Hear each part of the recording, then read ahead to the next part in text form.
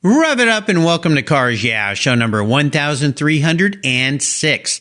This week on Cars Yeah, I'm celebrating the Coyote Concours that takes place Sunday, June 23rd at the beautiful Coyote Creek Golf Club in Morgan Hill, California. To learn more, go to coyotecreekconcours.com. Stay balanced between work and family and recreation. This is Cars Yeah, where you'll enjoy interviews with inspiring automotive enthusiasts. Mark Green is here to provide you with a fuel injection of automotive inspiration. So get in, sit down, buckle up, and get ready for a wild ride here on Cars Yeah.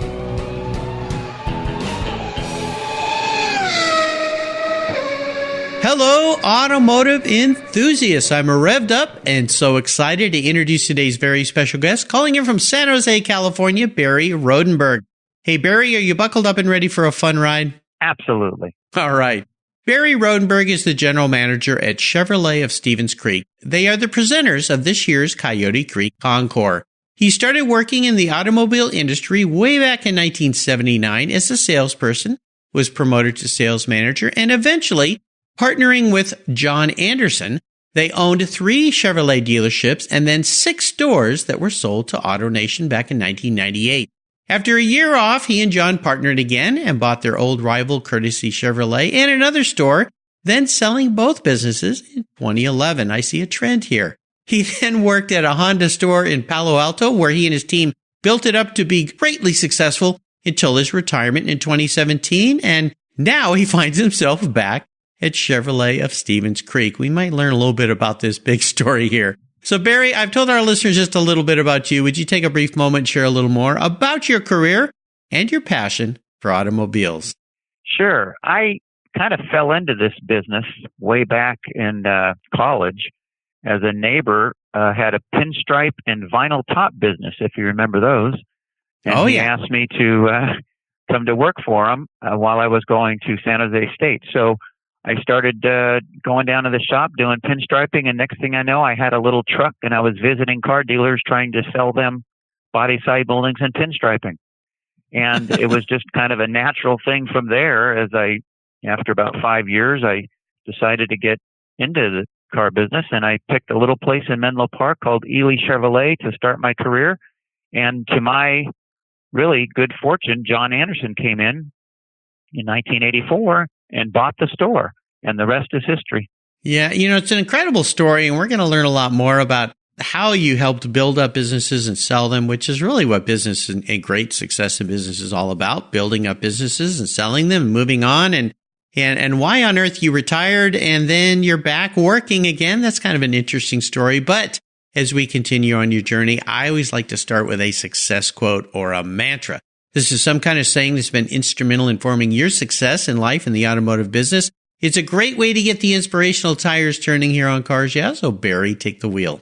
Well, my mantra has always been balance in everything. And this business is famous for burning people out and divorces and so on and so forth. And early on, I decided to stay balanced between work and family and recreation. And so I try to keep a balance. I don't work 80 hours a week.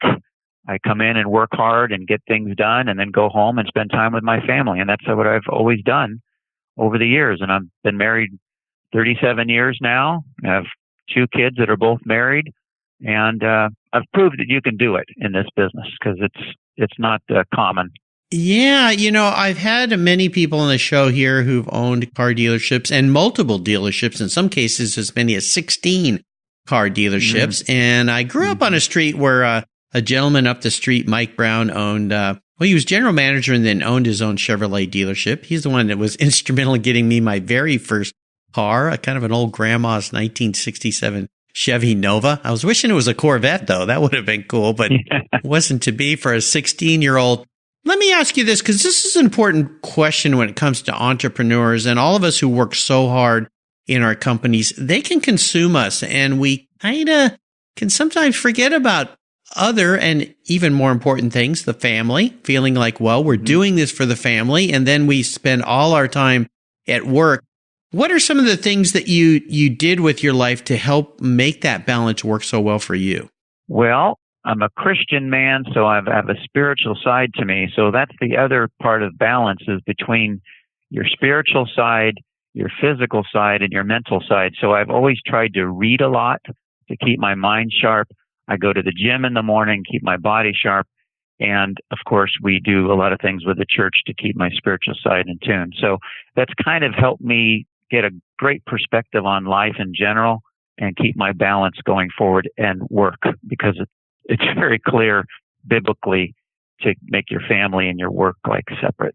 Yeah, absolutely. Nice answer to that question. Well, let's go back in time a little bit and have you share a story that instigated your personal passion for cars. Is there a pivotal moment in your life when you knew that you were indeed a car guy? Well, and it's another one that I just kind of fell into it as I got to be 16 years old, and it was time for me to start. I went down and got my driver's license right away, unlike the kids today. But I couldn't wait to be driving a car because it gave you independence and all that. So my dad took me down to Auto Row here, and funny enough, it's right where I am now, sitting on Stevens Creek right Boulevard, back where you San started. Jose. Yeah. And back then there was no internet, of course, so you just went from car lot to car lot. We stumbled across this car, and it was he put the down payment down, and I had to make the payments. And so I went to work at Kentucky Fried Chicken and started working at trying to make those $85 a month car payments. Oh my gosh! And the car was a '67 Mercury Cougar GT 390, which was my passion and love for 2 years that I had it. It was a beautiful car. I still think it's a beautiful car, but that's another story. Nice. I wish I never would have sold it. Well, we're going to get to that question in a second, but this is pretty interesting, and I can relate to it really well because the first new car I ever bought, my mother co-signed on the loan, and it was a 1979 Scirocco. I was in college, and I remember the payments were $70 a month, and I'm like, oh gosh. And I had a car detailing business at the time, so I had to detail 2 cars to make my monthly payments. So that was kind of my minimum goal each week. There you go. To feed myself, pay for my college education and all that fun stuff. But yeah, it certainly taught me a lot of lessons and responsibility and so forth. So you and I share a similar past, although your car was a little more hot roddy than mine, but I think it was pretty cool. Yeah. Well, gas was 40 cents a gallon too. Oh, I know. Yeah, it wasn't too bad, back then. I mean, that was a good deal. I just came back from a trip to Southern California and paid, $4.20 a gallon for fuel down there. Like, I thought we were getting kind of reamed with gas taxes up here in the state of Washington, but you guys have it even worse. So sorry, Californians. Oh my gosh, terrible. Well, what I want to do is take a look at some of the roads you've driven down and talk about a big challenge or a big failure. You talked about the difficulties of running car dealerships, then multiple car dealerships. Then you throw in economic downturns, which effectively, if you look back to 2007, really wiped out the automotive industry. So walk us through one of those times that was a real challenge for you and tell us how that experience helped you learn an awful lot and gain even more momentum as you move forward in your career, in your business, in your life. Well, I would go back to one of the really life-shaping moments was when my twins were born in 1984.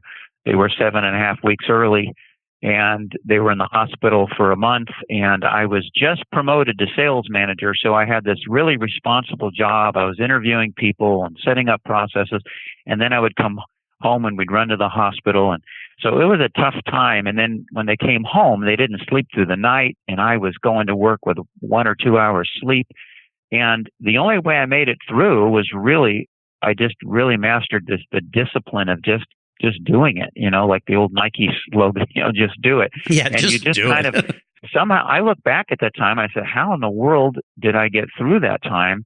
But you just figure out how to do it. You just get it done. And that helped me in a lot of tough times as I went through my career. And you mentioned '07, but we owned these 2 Chevy dealers when '07, '08, '09 hit. And it was a very tough time. And I had to borrow on my house to put money in. It was hard, but we got through it and eventually, sold the stores in 2011. It was a tough time. And, but if I didn't have that discipline, that character trait behind me, I don't know if I would have made it because it was tough mentally too. Oh, I can only imagine. Well, I would imagine your faith helped a lot with this, right? Yes, because it keeps you focused on what's really important. I mean, Yes. if you lost the whole store and you lost everything, you didn't lose, your eternity. So Right. it does keep things in perspective, but it was still hard. I'm not going to kid you there. It was tough. Yeah, and with 2 little babies, especially premature, where you're worried about them, and I can't imagine. I remember having my first child, and I worked for a great guy named Richard Warner, and I remember sitting at my desk and been up all night crying baby and all that, and my hand was on my chin and I was asleep. He comes up and puts his hand on my shoulder. Most bosses would say, "Hey, wake up, you fool." He goes, "Tough times with the new baby, huh?" And he just kind of smiled. He goes, "Maybe you go take a nap in my office for about an hour. You'll feel better." But yeah, those are tough. New nice. parents. Yeah, he was a great guy. Absolutely. Well, let's have a little bit of fun and talk about your first really special vehicle. You talked about that car your dad helped you with, but is there another car maybe that was super special for you, and maybe share a memory you have about that ride? Well, I just keep going back to that car because that car was, Yeah. it was my first car, and it was, after that I just kind of drove beaters and stuff, whatever I could afford, but that car was so fast. I'll never forget. I would have friends get in the passenger seat, and we could be going 35. It was an automatic transmission too, so we'd be going 35 miles an hour, and I'd say, "Watch this," and I'd step on the gas, and the tires would chirp, like, Wow. because of the power. That car was so fast; it was scary fast. But the reason I sold it was because it was due for a tune-up, and you had to actually lift the engine to get to the spark plugs. That's how tight that 390 V8 was in that car. So Wow. it was a cool car, but I did have buyer's remorse when I sold it because right before I decided to sell it, I waxed it, polished it, cleaned the packing shelf that was all cracked and everything. I put a nice piece of carpet back there. I hooked back up the rear speakers that were disconnected for a few months. And all of a sudden I stood back and I said, "Man, this is a nice car." Yeah, why am I letting this go? It's beautiful because I was driving around with no rear speakers, a cracked shelf, and the old faded paint. And man, I cleaned that thing up, but away it went, $1,300. Yeah, it's kind of interesting. I'm chuckling here because so many times when you're ready to let a car go and you realize, okay, I got to fix some of the stuff that I haven't fixed for myself, and now I'm fixing it for the next guy. Why didn't I fix that for myself? It's an interesting thing. It's kind of like a home. When you go to sell your house, you go and spend all this money fixing all this stuff you should have fixed before, and you do it for the next guy. Why didn't you do it for yourself? I don't know. That's a whole psychological study that maybe we could talk about. But that's true. So I'm assuming that is your seller's remorse story, right? Yeah, that's right there in a nutshell. Yeah. Later on, I did have an Austin America. You ever remember what that car was? It was into this country for a short time, but I drove that, and the transmission went out after about 2 years, and we were leaving high school, and the car started jerking. Every time I put it in drive, it would jerk uncontrollably. And there was a carload of pickup truck in front of me with a bunch of girls in the back looking back at us, laughing and giggling because the car was jerking. And all my friends that were in the car, I looked over at them and they were all hiding.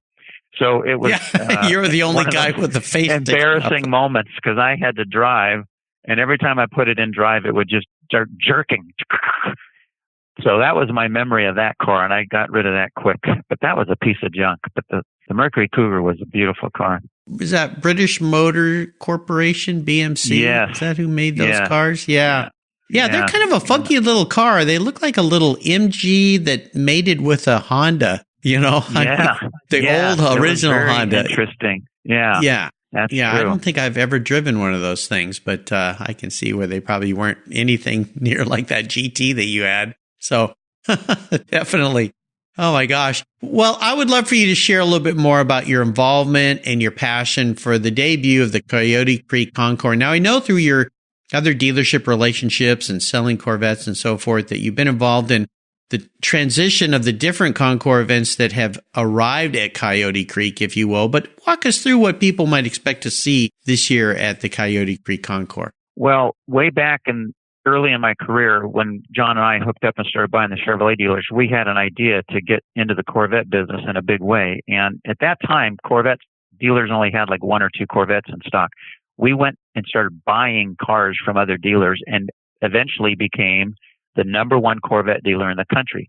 So Corvettes were always kind of our beginning of success with the Chevrolet franchise. And so Corvettes were just a mainstay in our business. And so we sponsored clubs and different things. So when I got back to the store after coming out of retirement and coming back here, the first thing I did was got on the phone with Buzz Marston, the head of the WSCC, which is the Western States Corvette Council, and they have a lot of clubs underneath them.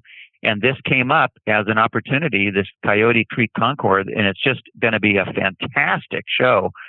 They've got the entire front of the clubhouse on the 18th green. They won't park on the green, by the way, but they will have a big area of a lot of cars to look at and prizes. And it just sounds like a great opportunity to see a lot of beautiful cars at one spot. Oh, yeah. It's going to be fantastic. And Corvette is one of the featured marks along with Ferrari, right? Yes. And Corvette is just enhanced every year. And, of course, the next generation's coming out later this year.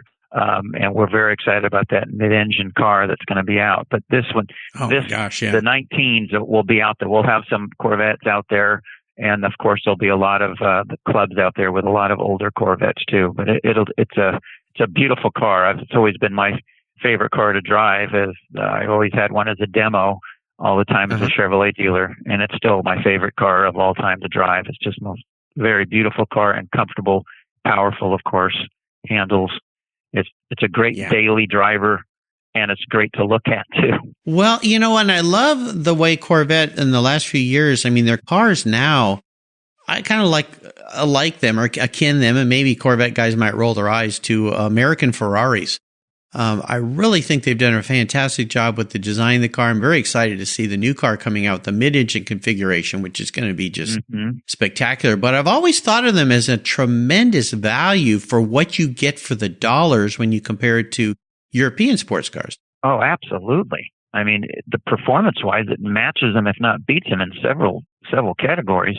And the price is like half or a third of some of these, exotic cars. Exactly. And they're fantastic. Now, I find it really interesting when you had your Chevrolet dealerships, you decided to really go all out with Corvette. And, the idea of buying Corvettes from other dealers when they didn't get many cars, how hard was that to do? Well, it wasn't very profitable in the beginning because we had to pay a profit to the other dealer for them to sell it to us. And then we brought it on our lot and then just started advertising them. And I remember one of our ads, we used to talk about, come see a rainbow of colors at Anderson Chevrolet. So the thought was that we were like a regional center. People could come from a long way to see all the different colors and interiors and configurations of Corvettes all in one spot, which they never were able to do. And this is all, of course, before the internet where you can just see them online. You had to go from dealer to dealer to dealer to see different cars. So that was the marketing kind of side of it. And it really worked for us because then the next generation would come out and the profit margins would go up a little bit and so on and so forth. So it made good business sense in the long run. Now, did Chevrolet ever finally say, these guys are onto something? Let's sell them more cars so they don't go out and buy them from other dealers? Well, yeah, because you earn allocation. So as you sell, when we buy them from other dealers and then sell them, we would earn our own allocation. So we only had to do that for the first few months until we can build up our own allocation. And then we started getting them from the factory. Yeah. Okay. Then you can order what you want. Very cool. Well, that's fantastic. Yeah. Well, again, I'll remind our listeners, you can go to the CoyoteCreekConcours.com website, check it out. Make sure you put that on your calendar. This is going to be a really spectacular event. And of course, all those Corvettes will be side to side with all the beautiful Ferraris. And there's going to be a huge Ferrari turnout. So check it out. Hope you can join us there. So Barry, up next is the last lap before we put the pedal to the metal. Let's say thank you to today's Cars Yeah sponsors. Hey, fellow automotive enthusiasts, I'm a huge fan of Covercraft. I've protected my vehicles with their products since 1975. That's right, all the way back to my high school days. Want to keep your vehicle's exterior and interior looking new? It's easy with a Covercraft car cover. A car cover is the best way to keep your vehicle looking great for years to come. Car covers protect your paint from fallout, birds, dust, rain, insects, and pollen. It's a fast, easy, and inexpensive way to keep your vehicle looking new. I use my Covercraft car covers every single day. Right now, you can get 10% off all Covercraft custom car covers or their ready-fit car covers. Plus, they offer you over 15 quality fabrics to choose from. Their spring sale is from April 15th through June 16th, 2019. Order direct at covercraft.com and tell them Mark at Cars Yeah sent you. Covercraft is the right choice. Learn more today at covercraft.com. That's covercraft.com. Are you looking for a way to get your products or services into the ears of thousands of automotive enthusiasts around the globe? I can help. This is Mark Green here at Cars Yeah, and I'd be honored to be an influencer and ambassador for your brand in a unique and personal way. 5 days a week, thousands of subscribers and listeners enjoy the Cars Yeah podcast and website. Contact me today and I'll show you how at mark@carsyeah.com or connect with me through the Cars Yeah website at carsyeah.com. Hey, Mark Green here from Cars Yeah. Did you know you can now see me on the Cars Yeah TV show? It's a weekly visit to some of my past Cars Yeah podcast guests, and I take you along for the ride. You go behind the garage door and into their lives, their businesses, and you get to see what makes them successful. With tens of millions of viewers, Cars Yeah TV is making its mark. Cars Yeah TV is available on MAV TV and Lucas Oil Racing TV. You'll find MAV TV on Direct TV, Fubo TV, Fios by Verizon, or you can stream it through Lucas Oil Racing Television online. And they said I only had a face for podcasting. All right, Barry, we are back, and I have a bit of an introspective question for you. I'm going to put you on the psychologist couch here and ask you this. If you were born tomorrow, or you came back tomorrow, manifested as a vehicle parked in the garage, not what you want to be, but how you perceive yourself, what kind of car would Barry be and why? That's easy. I'd be a Corvette. I kind of thought you'd say that. Okay, well, let's Sure. narrow this down a little bit. Which era Corvette? I mean, there's so many generations of the Corvette. Oh, you know what? I drove probably the C6 generation for the longest time, and it's just to me, it's just spirited, agile, fun. That's kind of how it's beautiful balance. That's kind of how I perceive myself. So that's why I say it. You know, I still play basketball 3 days a week. I try to stay young, and the Corvette will keep you young. That's for sure. Yeah, I will. Definitely. I like it. Great answer, Barry. Well, we're entering the last lap, and I'm going to fire off a series of questions and ask you to give our listeners some very quick blips of the throttle, the Corvette throttle answer. And we know they sound real good when you blip those throttles. What's the best automotive advice you've ever received? I guess it would be, don't try to have 100% customer satisfaction. And that sounds weird, but we chose to try to do what's right and treat people the way you would want to be treated. But you can't satisfy everybody. There's the 1% out there that are just, you can't make them happy. So if you start chasing that 100%, you end up spending yourself into oblivion. So we kind of always had that 1% outlier that said, you know what, let them be upset. There's nothing we could do to make them happy. They're just unhappy people. The rest, we went out of our way and took care of them. Yeah, absolutely. You know, I learned that lesson when I was very young in my career, when I had a very challenging client that I just worked so hard to please them and they could never be pleased. And I finally, I'll go back to this my old boss, Richard Warner. I went in one day and said, you know, I've dealt with these folks for 4.5 years. I mean, they're just killing me. I just can't work with them anymore. And he gave me a piece of advice that I never thought he would say. Then fire them. And I said, fire a client? And he goes, yeah.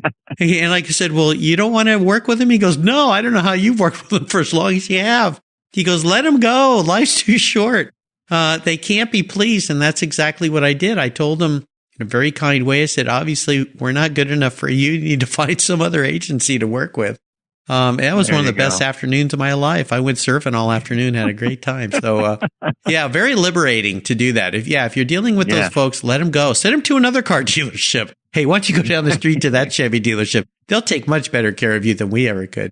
Would you share one of your personal habits you believe has contributed to your many successes over time? Well, I spoke of balance earlier, and I think a lot of people in this business, the automobile retail business, they just work themselves to death. And I've tried to get in early and still go to the gym in the morning. So that means I got to get to bed early at night. Early, and so you can't burn the candles at both ends, right? Something's got to give. Yes. So I try to get to bed at a reasonable time so I can get up early enough to get to the gym and then still get to the office at an early time and beat everybody in.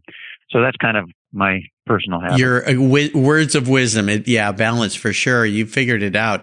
How about a resource? Is there a resource that you'd like to share with our listeners that you really enjoy? Well, I thought about this, and I don't really have one off the top of my head that I could tell you, other than if you're going to be looking at the Corvettes at the show and be contemplating about buying a Corvette, I would really encourage you to join a Corvette club, because I think that just enhances the experience of driving a Corvette. Is get a hold of somebody there at the show and ask about the activities they have, and they have a lot of fun stuff to do. Absolutely. It's a tremendously wise thing to do if you're looking at a specific mark, is join the club. You can learn so much. You can dodge so many bullets down the road if you're going to be buying a car, used car, anything like that. Join a car club full of a lot of great people. Now, if I could wave my magic wand and arrange for you to have a drink with anyone in the automotive industry, living or deceased, who would it be? You know who I find very interesting that I'd love to talk to is Mary Barra, the CEO of General Motors currently. GM, I think she's done a remarkable job, even though she's, everybody gets criticized about different things, but I think she's really steered the ship, and she's got great products coming out. I'd love to just pick her brain about what she thinks her, priorities are in this tough business of automobiles, and you've got tariffs hanging over your head and all the other things. But I'd love to talk to her. Yeah, absolutely. Tremendous lady. I'd love to have her on this show as well. She's a little busy, but maybe I can get her one. Yeah, we'll see what we can do about that. How about a book? Is there a book you've read that you think our listeners would enjoy? There's one book I read many years ago that stuck with me, and it's nothing to do with the car business or cars, but it's called Killer Angels by Michael Shara, and it's about the Civil War. But I read it, and it was really a management book. It was amazing to me, the lessons I gleaned from that book about how the generals of each army handled their subordinates, their people underneath them, the way they talked to them, the way they dealt with them, the way they handled them individually. It was an amazing lesson on management of people. And I've read it a couple times since. Yeah. Killer Angels. I'm going to have to look that up. I find that really, really interesting. It's really about the Civil War. That's what if you look it up, that's what it'll say. But it's trick. It's really a management book. It's a trick. Yeah. Well, managing the troops, that's an important thing to do. I mean, absolutely. I thought for sure you'd mention a great book I read years ago, Customers for Life, How to Turn a One-Time Buyer into a Lifetime Customer. By Carl Sewell. Are you familiar with that book? Out of Texas. I read that book also. I've read a lot of business books. Yeah. Yeah, that's another great one. And he was a very successful car dealer. But even if you're not a car dealer, that book has so many things that relate really nicely to how to take care of customers. One of my favorites was having a candy dish where you had to go pay your repair bills. So at least it tasted a little sweeter when you had to write that check, because nobody likes fixing their car, that's for sure. So, Carl Sewell, great. But Killer Angels by Michael Shara. I'll make sure I put that on Barry's show notes page on the Cars Yeah website. Go to carsyeah.com, type in Barry Rodenberg, Rodenberg. That page will pop up so you can check out these books. And I made it really easy for you to get your hands on them with a quick, easy click to buy.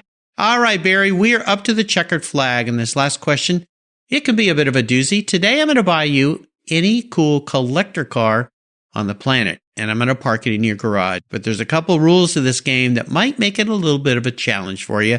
You can't sell it to buy a bunch of other toys with. You got to keep it. You have to drive it. No garage queens allowed. And it's the only cool collector car you can have parked in your garage. So what can I buy you today?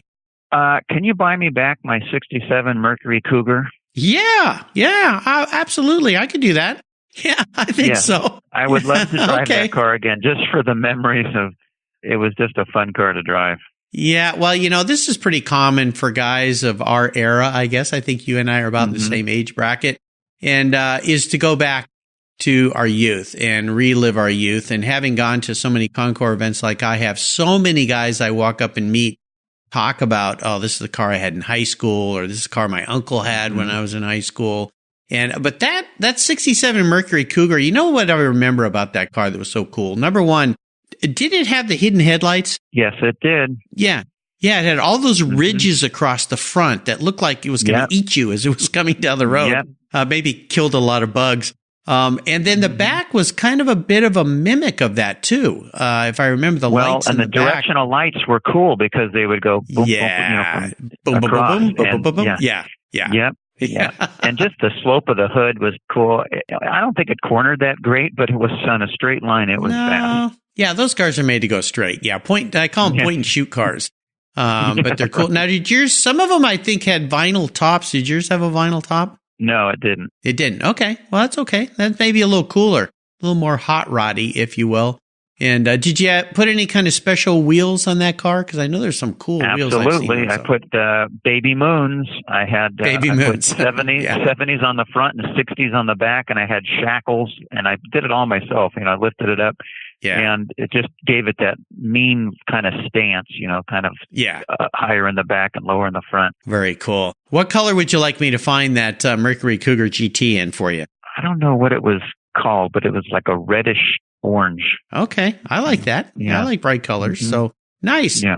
Well, Barry, you have taken me on a great ride today. Really enjoyed getting to know you better. I want to thank you for sharing your journey. Could you offer us a little parting piece of wisdom or guidance before you rip off into the sunset in that 67 Mercury Cougar GT? Absolutely. I mean, to me, it just comes back to your family and your faith. And no matter what business you're in, you got to work hard, you got to work smart. But at the end of the day, if you're fired tomorrow or you lose your business tomorrow, what do you have? You have your family and you have your faith. So don't lose sight of that. Keep that as a priority.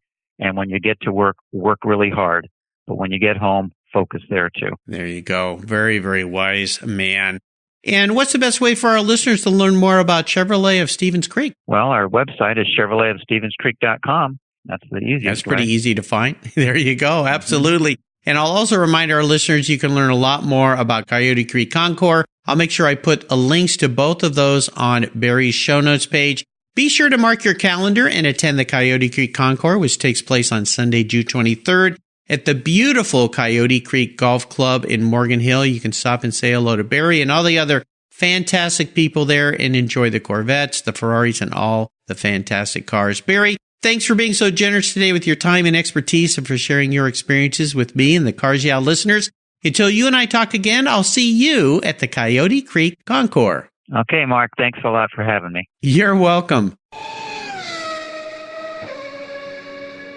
You take care of your cars, but who takes care of your investments? Tune-ups aren't just for engines. Updating your financial plan is important too. Your GPS may take you from A to B, but it won't help you on the road to financial freedom. For that, you need a good co-pilot and a very trusted advisor. Chris Kimball, CFP, is just the man for the job. He'll guide you down that road without driving you crazy. For over 25 years, Chris has helped people just like you and me with their financial planning and investments. With a master's degree in financial services, he is eminently qualified. And he's a car guy, too. Learn more at chrisvkimball.com or call 866-ON-A-PLAN.